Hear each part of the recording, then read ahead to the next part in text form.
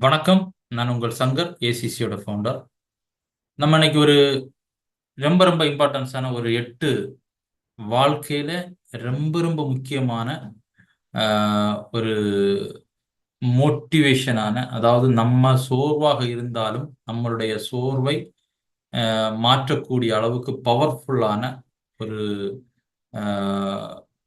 வார்த்தைகளை, பவர்ஃபுல்லான ஒரு சில விஷயங்களை வந்து நம்ம இப்போ இன்னைக்கு நம்ம பார்க்கலாம். அதுல வந்து ஒரு 8 விஷயத்தை பத்தி நான் உங்களோட ஷேர் பண்றேன். முதல்ல நம்பர் 1 என்ன அப்படின்னு பாத்தீங்கன்னா, எவன் ஒருவன், அதாவது யார் ஒருத்தரா இருந்தாலும் தனது எதிர்காலத்தையே ஒரு குறிப்பிட்ட விஷயத்துக்கு மேல பணயம் வைக்கும் ஆழமான ஆர்வத்தை உடையவனாக இருக்கிறானோ அவன் நிச்சயமாக வென்றே தீருவான் அப்படின்னு சொல்றாங்க.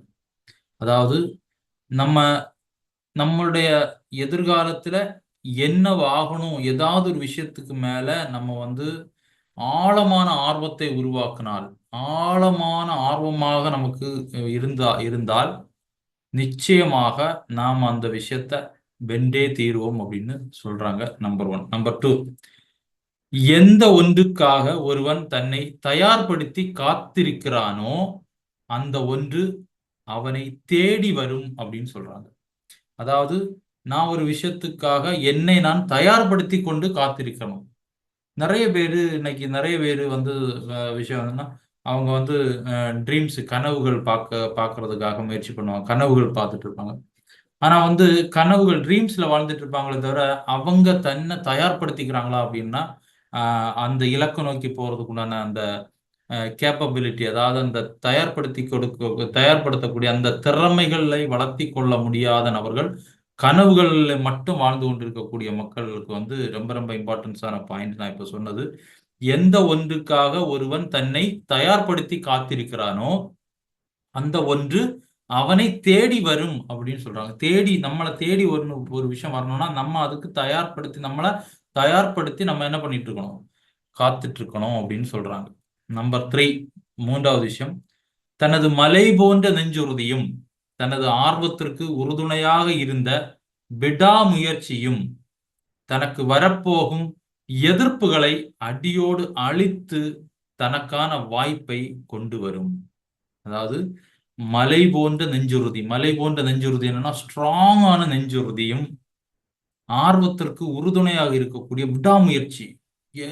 எப்ப எந்த ஒரு விஷயம் வந்தாலும் அதை விடாமுயற்சியா செய்யக்கூடிய அந்த மனநிலை உள்ளவருங்க, அதாவது நெஞ்சுறுதி இருக்கக்கூடியவங்களுக்கு எந்த எதிர்ப்புகள் வந்தாலும் அதை அடியோட தகர்த்து அழித்து தனக்கான வாய்ப்பை, அவருக்கான வாய்ப்பை அந்த நெஞ்சுறுதியும் அந்த விடாமுயற்சியும் கொண்டு வந்து சேர்க்கும் அப்படின்னு சொல்றாங்க.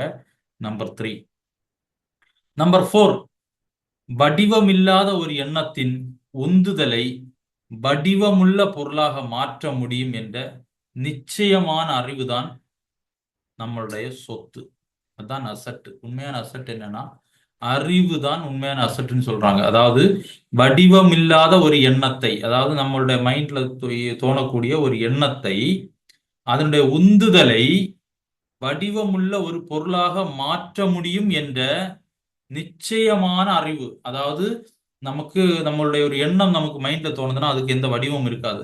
பட் அதை வடிவமுள்ள பொருளாக மாற்றக்கூடிய ஒரு நிச்சயமான ஒரு அறிவு தான் நம்மளுடைய சொத்து அப்படின்னு சொல்றாங்க. நம்பர் 4. நம்பர் 5, கண்ணுக்கு தெரியாத சக்திகள் என்ன, நமக்குள்ள இருக்கக்கூடிய கண்ணுக்கு தெரியாத சக்திகள் என்னன்னா சுய முயற்சி, நம்பிக்கை, நெஞ்சுறுதி. இந்த மூன்றுமே நம்ம கண்ணுக்கு தெரியாத மிகப்பெரிய ஒரு பவர்ஃபுல்லான சக்தி அப்படின்னு சொல்றாங்க.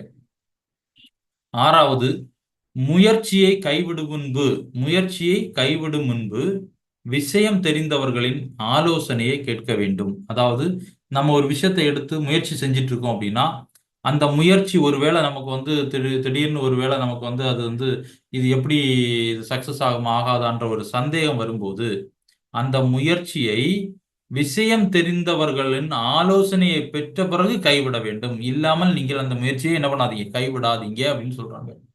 7வது, தோல்விக்கு பணிந்து விட்டால், நம்ம ஒரு தோல்விக்கு நம்ம பணிந்து விட்டால் உடனே தோன்றும் எளிதான வழி என்ன தெரியுமா? எடுத்த முயற்சியை கைவிட்டு ஓடுவதுதான்.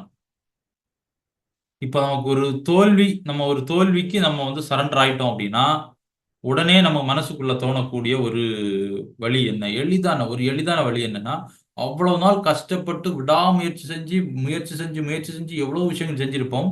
பட் நம்ம தோல்விக்கு சரண்டர் ஆயிட்டோம் அப்படின்னா, நம்ம எடுக்கிற எளிதான ஒரு வழி முயற்சியை கைவிட்டு ஓடுவதுதான் அந்த வழி அப்படின்னு சொல்றாங்க. அதனால தோல்விக்கு சரண்டர் ஆகாதீங்க அப்படின்றதான் இதுல சொல்லக்கூடிய கருத்து.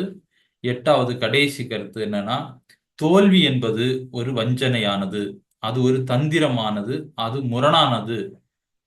கை கை கொய்யும் தூரத்தில், அதாவது கை எட்டும் தூரத்தில் வெற்றி காத்திருக்கையில் மேற்கொண்டு செல்ல விடாமல் இடற வைப்பதும் அந்த தோல்விதான் அப்படின்னு சொல்றாங்க. ஒரு பவர்ஃபுல்லான விஷயம் இல்லையா? எவ்வளவு பவர்ஃபுல்லான விஷயம்.